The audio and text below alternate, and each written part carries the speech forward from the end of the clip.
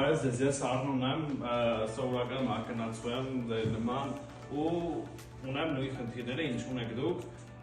Օրից մի օր վախվեցի մի խնդրի, որ վարվելու ընթացքում հետո ու տևական ժամանակահատվածում բարդ է շատ նկատել փոփոխությունները մարմնում ու այդ բավականին դեմոտիվացնում է։ Փնտրեցի որոշ միջոցներ, ես էլ ինքս ինժեներ լինելով,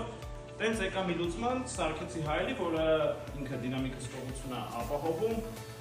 անթատվալները անալիզանում կարող է տա շատ ճշգրիտ խորհրդատվություն։ Դրանով ինքը փակեց իմ շատ պահանջմունքներ ու արդյունքում ես հասկացա, որ իմ շրջապատում լիքը մարդ նույն խնդիր ունի ու այս զուտ իմ խնդրի լուծումը վերածվեց բիզնես մտքի, որին արդեն կարող եք նաև միանալ դուք։